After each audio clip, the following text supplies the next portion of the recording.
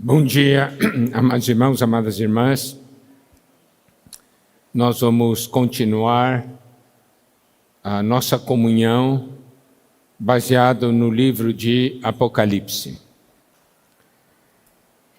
Em Apocalipse, capítulo 1, no final do versículo 6, existe uma expressão que é muito importante e que muitos de nós usamos, nós falamos, mas nós precisamos conhecer a realidade que existe por trás dessas palavras. E a frase é o seguinte: a Ele a glória e o domínio pelos séculos dos séculos. Nós falamos muito isso, não é verdade? É Ele a glória, Ele o poder, Ele o domínio, não é isso? Ele a honra. Mas qual é a realidade dessa expressão? Claro, por tudo que o Senhor é e por tudo que o Senhor fez, existe esse sentimento de dar tudo a Ele. Mas eu gostaria de saber,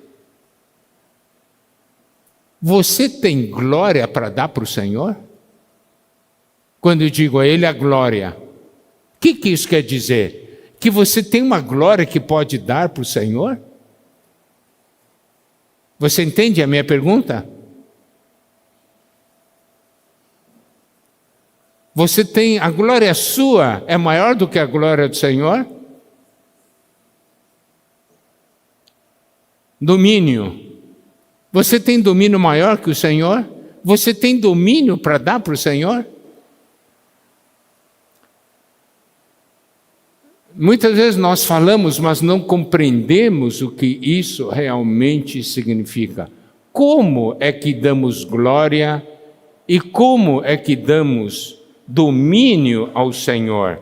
Ele tem glória, Ele tem domínio. Eu não tenho. Você tem? Eu posso ter glória de homem, mas glória de Deus? Entende? Eu sou a fonte da glória de Deus? Não. Então, para que a gente possa trazer para uma experiência pessoal isso aí,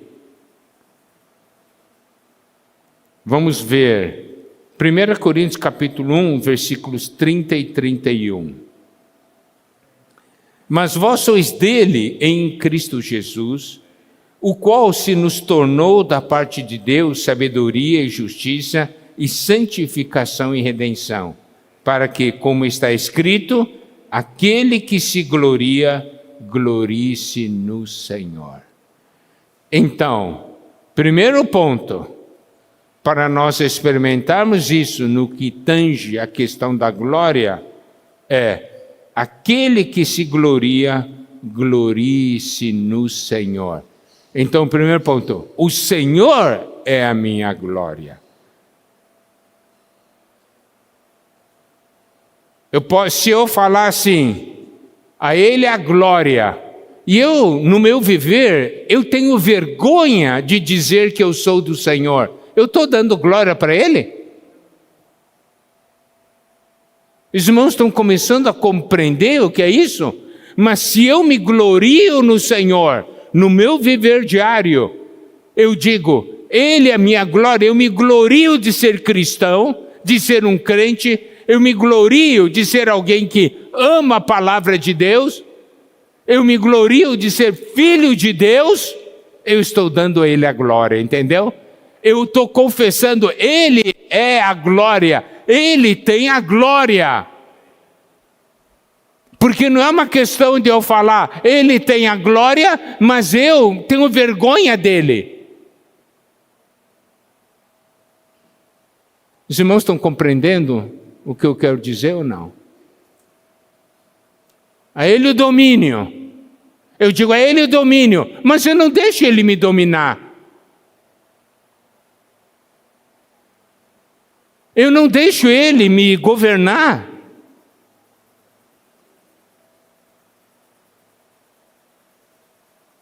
Eu deixo ele governar cada parte do meu ser. Se eu não deixo, o que eu digo a ele, o domínio, é vazio. Então, irmãos, percebem? Eu não tenho glória para dar para ele, eu não tenho um domínio para ele, mas quando eu reconheço e eu dou testemunho de que ele é a minha glória, tá certo? De que ele tem um domínio sobre mim, estou dando a ele a glória e o domínio. Certo? Então as pessoas vão ver ele alguém que glorifica o Senhor é a glória dele.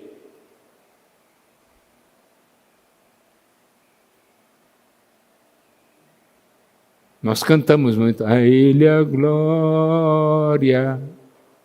Mas eu não me glorio no Senhor no meu viver diário, no meu testemunho com as pessoas. É ele o poder, é ele o domínio. Eu não deixo ele me dominar. Estamos na era do Apocalipse. Nós vemos essa expressão em alguns lugares de Apocalipse, não é? Nos céus, né? A partir de Apocalipse 4.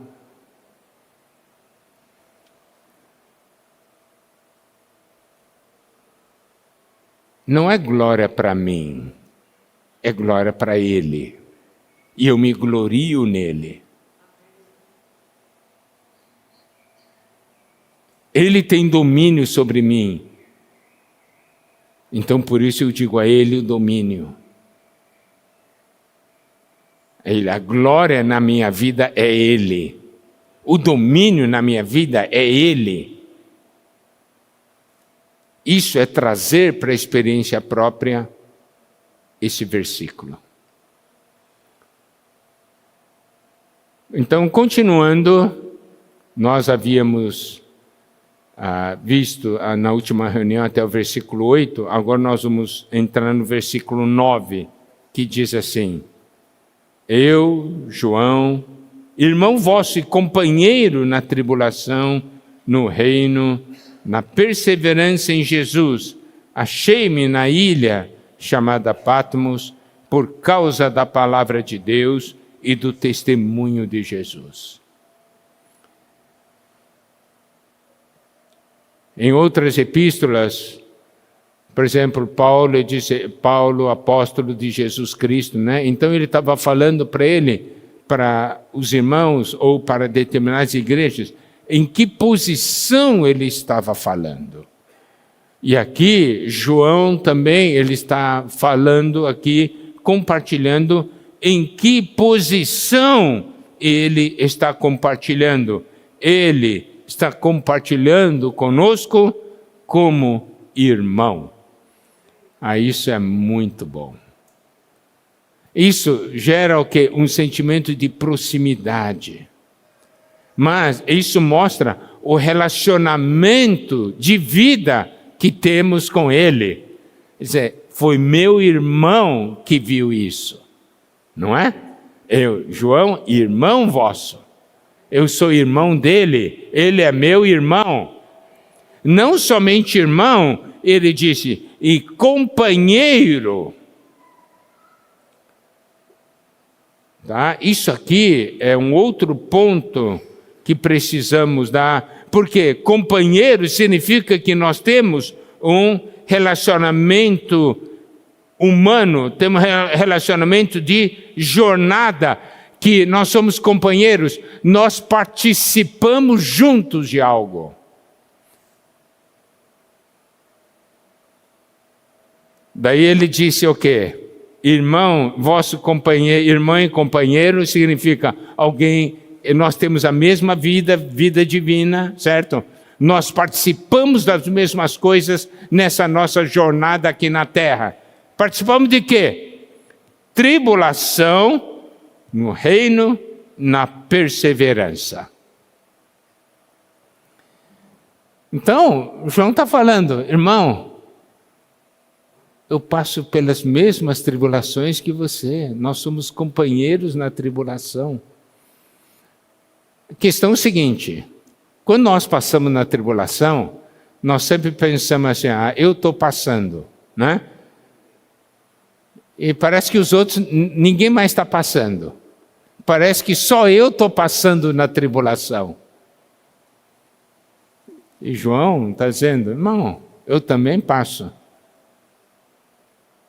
João, acho que só a tribulação é menor. Quer trocar comigo?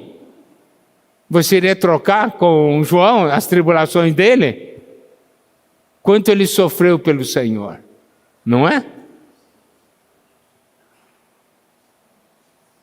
Se nós somos companheiros, mesma vida, nós passamos as mesmas coisas.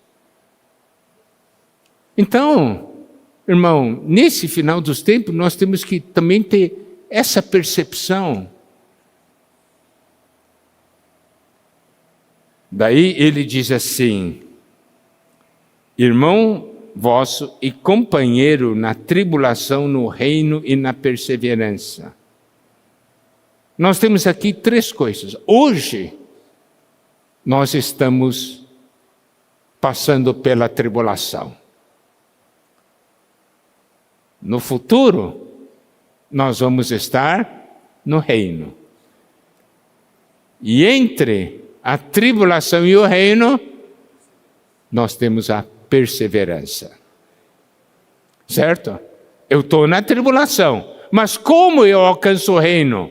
É com a perseverança.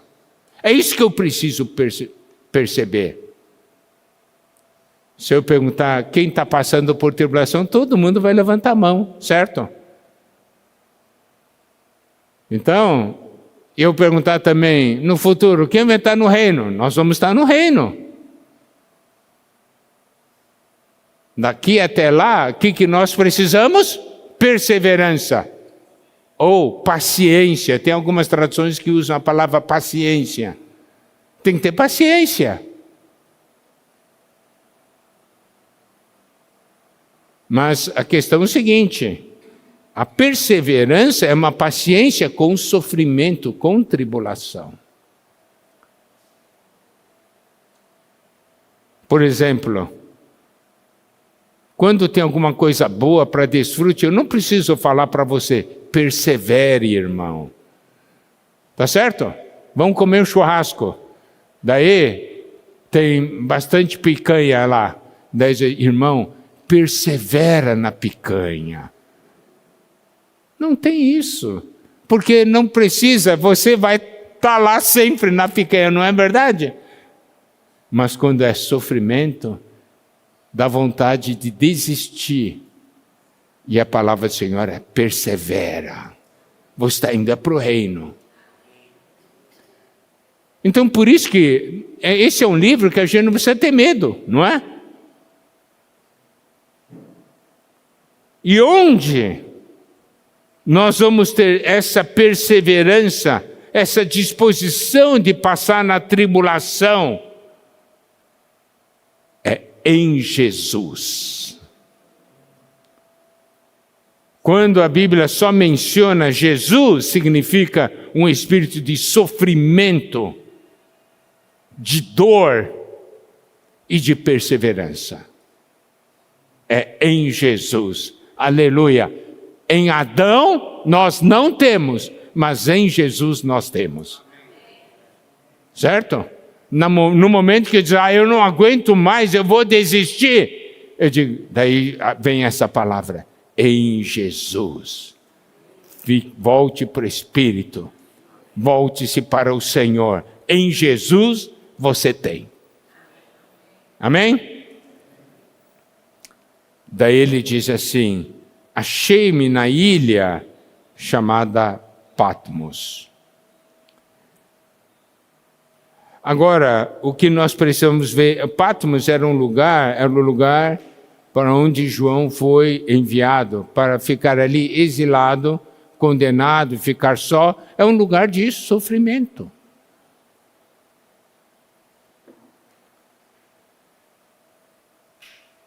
Mas ele, olha só a maneira dele falar.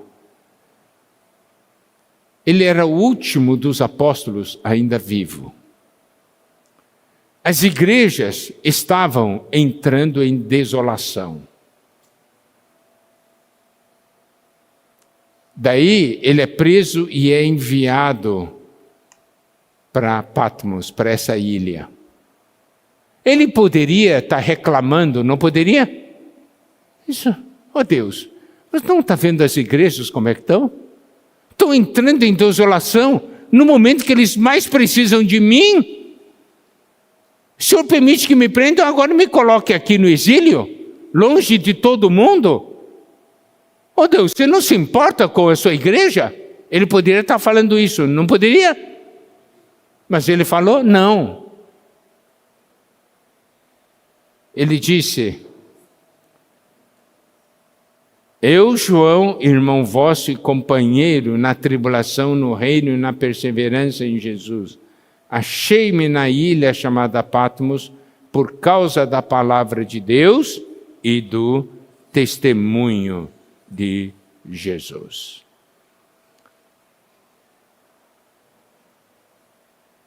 Ele tinha sido preso porque ele era um discípulo do Senhor, ele era cristão. Então ele estava sofrendo por causa disso. Eles estão na ilha chamada Patmos por causa da palavra de Deus e do testemunho de Jesus. Eu não estou aqui porque eu transgredi leis, porque eu roubei. Eu estou aqui porque eu fui fiel a Deus. Querido irmão, querida irmã, nós temos um conceito, se eu sou fiel a Deus, eu não posso passar por sofrimento, não é verdade? Não, esse conceito do homem. Eu sou fiel a Deus. Então Deus tem o dever de me tratar muito bem porque sou fiel a Ele.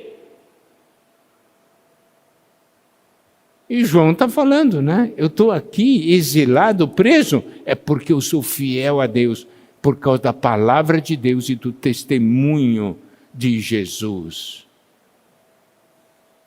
Não somente da palavra de Deus, mas de um testemunho, de um viver por causa da palavra de Deus. Então vamos jogar fora esse conceito de que se eu sou fiel ao Senhor,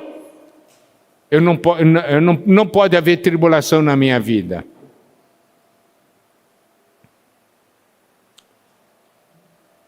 Nós precisamos conhecer a maneira com que Deus trabalha. E aí, quando nós vemos essa situação, nós percebemos uma coisa maravilhosa. Olha só, ninguém barra Deus. Ninguém consegue barrar o propósito de Deus e o que Deus quer fazer. Por que os romanos enviaram ele para a ilha de Patmos? Para ficar longe de tudo, não é? Para condená-lo. Porque ele estava condenado. Mas sabe de uma coisa, querido irmão, querida irmã? Foi nesse lugar que ninguém queria ir, mas para onde João foi enviado, que João recebeu essa tremenda revelação do livro de Apocalipse. Ele estava sofrendo nessa ilha assim. A questão é que a gente precisa ver, Senhor, se estou aqui, me dá revelação. Revelação por que estou aqui? Por que causa? Me dá revelação do seu propósito, do seu coração.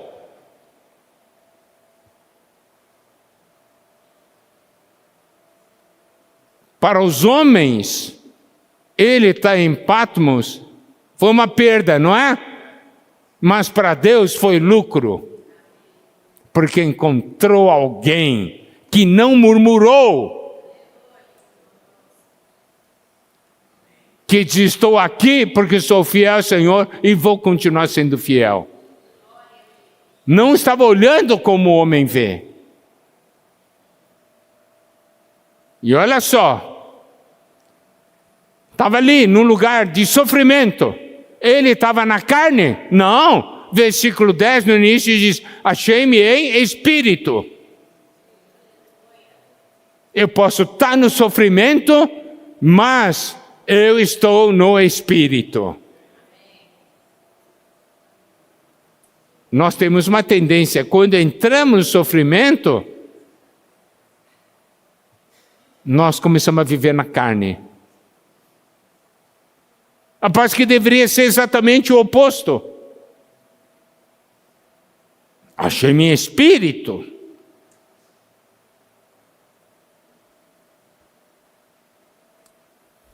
Na verdade, todo dia nós devemos ser achados no espírito.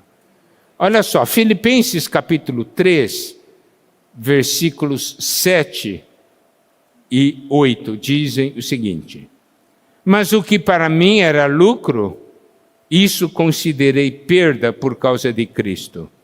Sim, deveras considero tudo como perda, por causa da sublimidade do conhecimento de Cristo Jesus, meu Senhor, por amor do qual perdi todas as coisas e as considero como refúgio para ganhar a Cristo.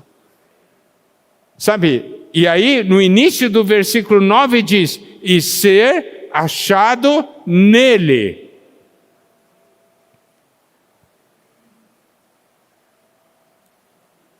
Por amor ao Senhor, Paulo diz: eu perdi todas as coisas.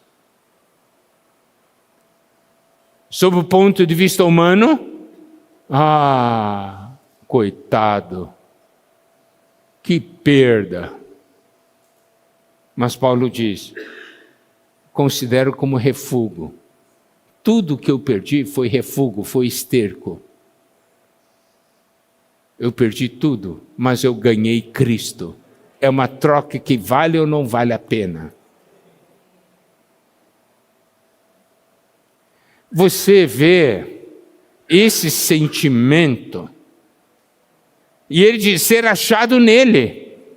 Perdi tudo, mas se você quer me encontrar, você vai me encontrar em Cristo. Vai me encontrar no Espírito.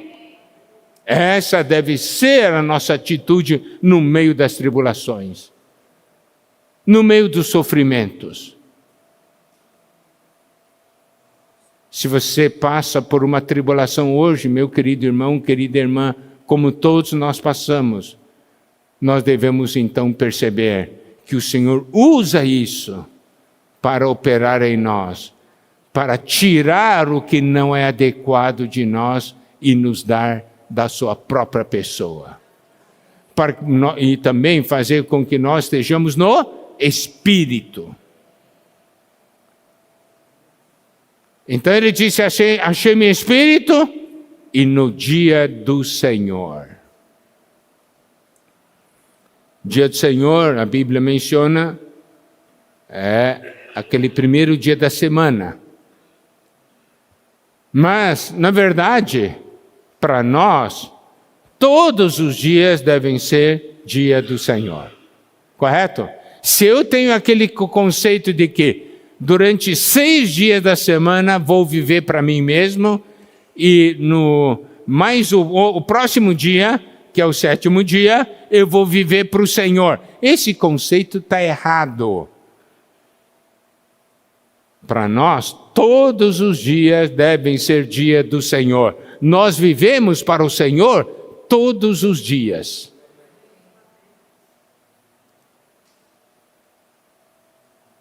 Então, observe. João estava falando para nós: eu estou em tribulação.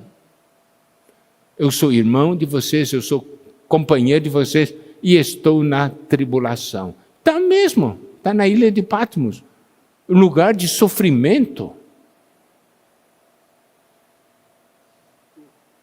Eu estou na tribulação, mas eu sei que estou indo para o reino. Nós estamos experimentando a realidade do reino e eu estou aqui perseverando.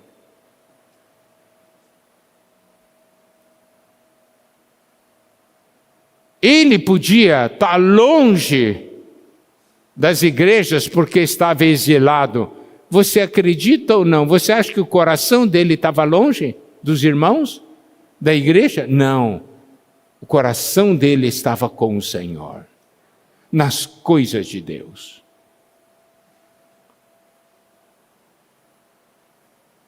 E ele, no Espírito, no dia do Senhor, começa então a receber revelação. Sabe, diante disso, nós temos que ter uma oração diante do Senhor. Senhor, assim como você se revelou para João, se revela para mim. Eu quero ser aquele que persevera.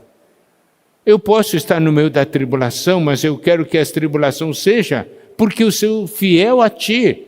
Eu não quero passar por uma tribulação que eu mesmo causei por um erro meu e pelos meus pecados. Por isso que Pedro, nas suas epístolas, ele fala, soframos não como malfeitor, certo?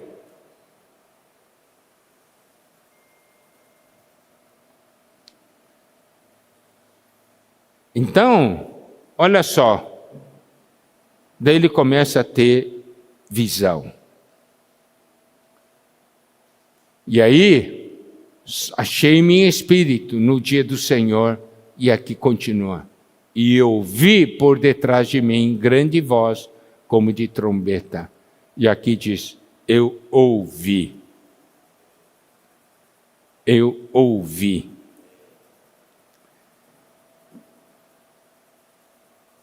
Você sabe,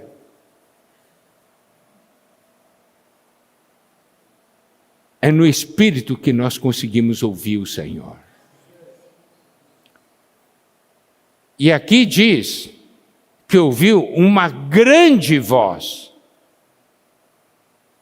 Uma grande voz. É como de trombeta.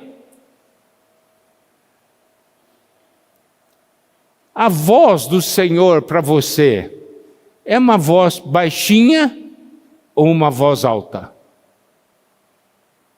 Melhor. A voz do tentador é uma voz baixinha ou uma voz alta?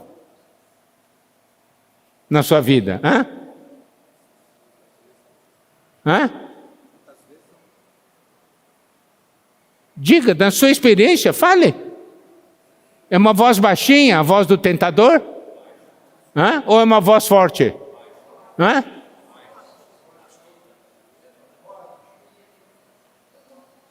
É baixinho ou é forte? Não. Eu estou conferindo com a experiência de vocês. É baixinho ou é forte? Hã? Forte.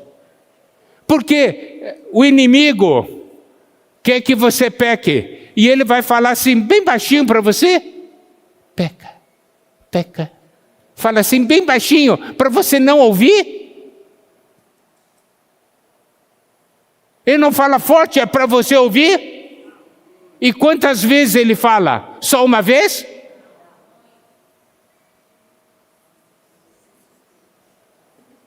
Irmãos, eu estou compartilhando isso aqui porque quero trazer a palavra de Deus para nível de experiência. Eu estou levantando questões e problemas para que os irmãos fiquem cientes. Então, a voz do inimigo é uma voz assim, baixinha assim, ou é voz forte? Forte. E repete, não é? Fala, fala até você cair. Ele quer nos tentar, ele quer que a gente caia, e ele vem nos tentar com voz baixinha, nada disso. Agora, a voz do Senhor, você ouve forte, ouve a voz do Senhor é baixinha, ou alguma vez não consegue nem discernir.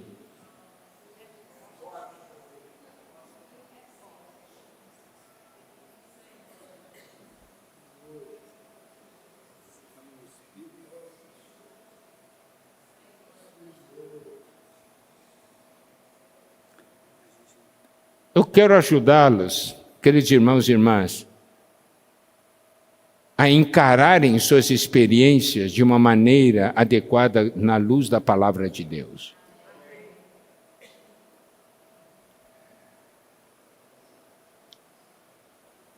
Eu vou falar uma coisa. Muitos irmãos e irmãs vêm pedir ajuda e diz assim: irmão Miguel, eu preciso de ajuda. Eu disse, por quê? Porque eu estou orando ao Senhor e tal, e tem tantas vozes, eu não sei qual que é a voz do Senhor. Você tem essa experiência ou não? Hein? Sejam sinceros. Eu não sei se isso aqui vem da minha alma ou vem do meu espírito. Como é que é? Eu não sei. Tem uma voz que me diz isso aqui, mas...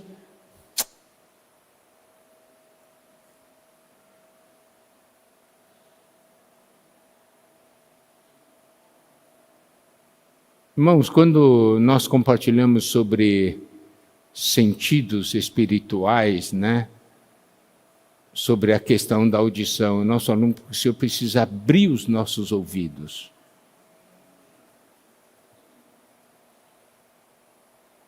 Quando temos um problema, muitas vezes o que a gente faz, a gente fala com irmãos, fala com parentes, amigos, conhecidos, e o que você acha? O que você acha? A gente ouve a voz de todo mundo, mas a gente não vai orar. Não está buscando a voz do Senhor, não queremos ouvir o Senhor, ouvimos as opiniões das pessoas.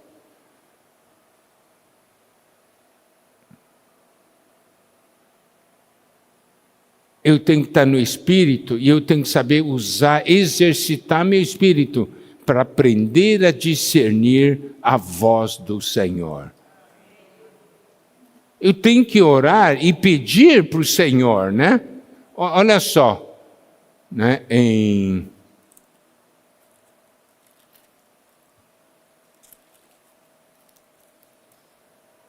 Atos, capítulo 7, versículo 51, Estevão diz: homens de dura cerviz e incircuncisos de coração e de ouvidos, vós sempre resistis ao Espírito Santo, assim como fizeram vossos pais, também vós o fazeis. Então Estevão estava falando para aqueles judeus o grande problema que tinham. Homens de dura cerviz significa pescoço duro, nunca dobra a cabeça, não se rende ao Senhor, sempre resiste. O Senhor diz, baixa a cabeça. Não baixa a cabeça de jeito nenhum. Então, dura serviço. Segundo, incircuncisos de coração e de ouvidos. Coração revestido é pela carne, ouvido tampado pela carne. Então, Estevão está falando, vocês precisam de uma circuncisão, é no coração e no ouvido. Por isso que vós sempre resistis ao Espírito Santo. O Espírito Santo fala para você, se humilha, você resiste. Nós achamos que não é nada. Não, eu não estou errado. O Senhor diz, se humilhe. Não. Baixa a cabeça. Não. Já pediu perdão ao Senhor por causa disso?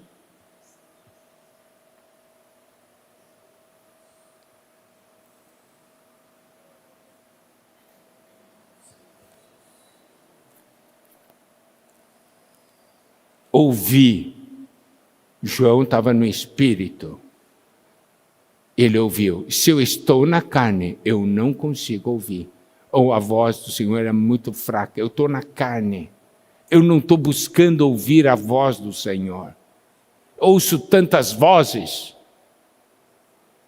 Isso aqui nós já compartilhamos muitas vezes. Eu perguntei uma vez para os irmãos, numa conferência, Satanás fala todo dia com você ou não? Fala ou não fala? Fala. Deus fala todo dia com você? Fala ou não fala? Fala. A questão é que de Satanás nós conseguimos ouvir, de Deus nós não conseguimos ouvir. Não é que Deus não fale, não é que Deus não fale. Deus fala, só que nós não ouvimos ou nós não queremos ouvir. Se o Senhor falar para você, toma a cruz. Não, eu não quero ouvir isso. Eu não vou fazer isso.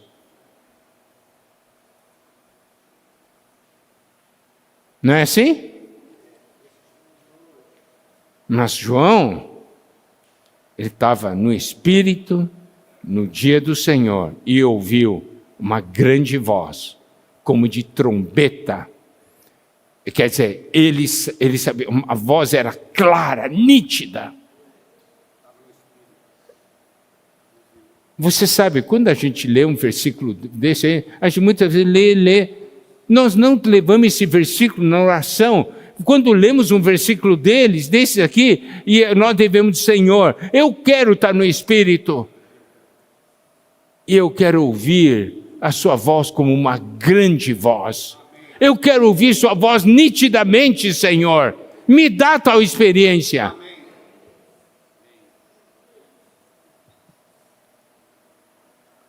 E aqui diz, é como de trombeta.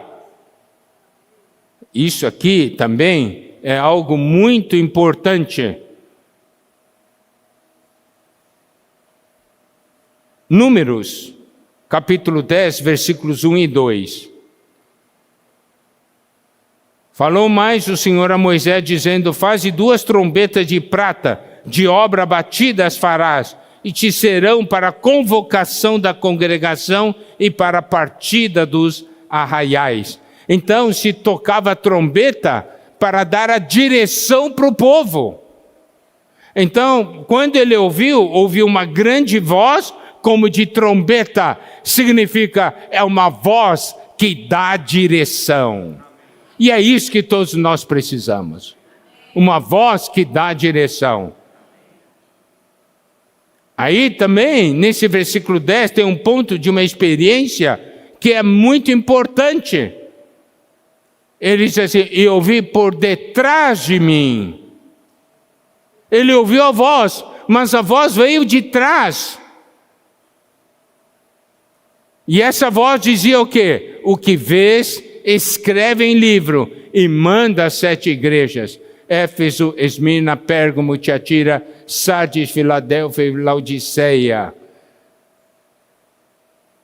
E essa voz estava falando para ele, o que você vê, você deve escrever e mandar às 7 igrejas.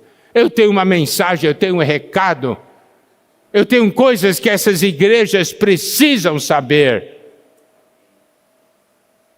Você vê, ele teve uma atitude, João teve uma atitude, a voz estava por detrás dele. Versículo 12, primeira frase, voltei-me para ver quem falava comigo.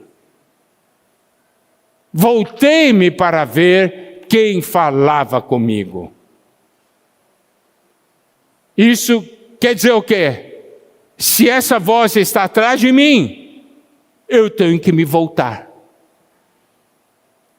Eu tenho que ver quem está falando comigo, porque isso vai determinar tudo.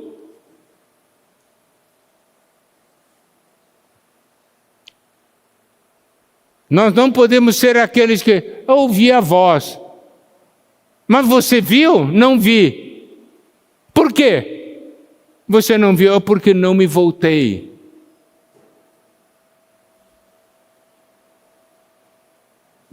Nós precisamos ter atitudes positivas diante do Senhor. Se a voz está de mim, eu vou me voltar para ver quem está falando comigo. E aí vem a segunda grande experiência. Primeira grande experiência foi ouvir. E a segunda grande experiência foi ver. E voltado vi.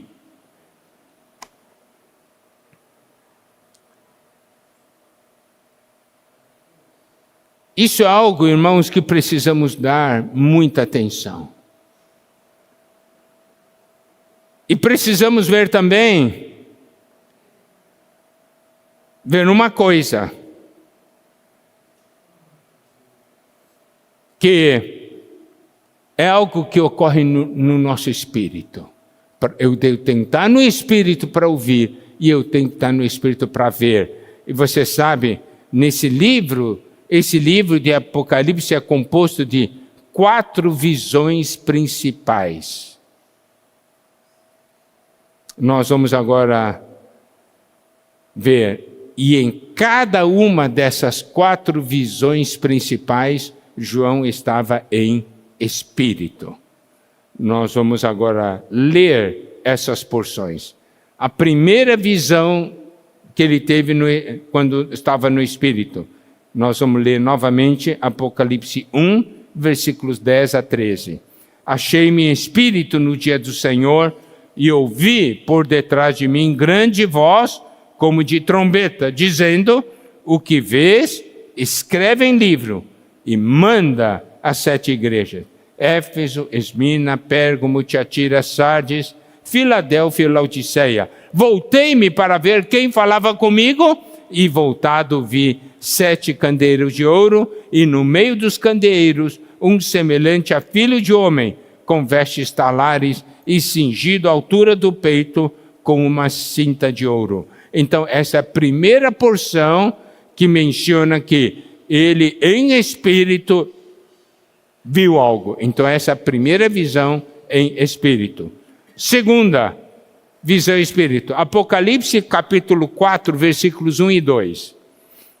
Depois dessas coisas olhei, e eis não somente uma porta aberta no céu, como também a primeira voz que ouvi, como de trombeta ao falar comigo, dizendo: sobe para aqui e te mostrarei o que deve acontecer depois dessas coisas. Imediatamente eu me achei em espírito, e eis armado no céu um trono, e no trono alguém sentado. Está vendo? Então, novamente, ele está em espírito, e ele vê algo. Ele vê o trono e alguém sentado no trono. Terceira visão. Então, essa primeira visão se refere à visão das igrejas, né? Segunda visão se desenvolve ao longo de muitos capítulos. É a visão do destino do mundo. Terceira visão é a visão da grande Babilônia. Apocalipse capítulo 17, versículo 3. Transportou-me o anjo em espírito a um deserto, e vi uma mulher montada numa besta escarlate, besta repleta de nomes de blasfêmia, com 7 cabeças e 10 chifres. E depois nós temos a quarta visão, que é da Nova Jerusalém. Apocalipse 21, versículo 10. E me transportou em espírito até uma grande e elevada montanha, e me mostrou a santa cidade, a Jerusalém, que descia do céu da parte de Deus. Querido irmão, querida irmã, nós vamos entrar no livro de Apocalipse, estamos entrando. Você quer ver algo desse livro? Quer? Tem que estar no Espírito. Senão você só vai ver como o homem vê. Você não vai ver o que Deus quer revelar. Então, amados irmãos, Deus deseja revelar para nós. Precisamos saber que no dia de hoje passamos por tribulação. Precisamos de perseverança até chegar no reino. Amém. E que eu devo estar no Espírito, vivendo para o Senhor todos os dias e exercitando meu espírito para ouvir a voz do Senhor. E nós vamos começar a ver as coisas. Amém? Então, a partir do próximo domingo, nós vamos começar a ver o que João viu. Tá bem? Que o Senhor possa nos abençoar.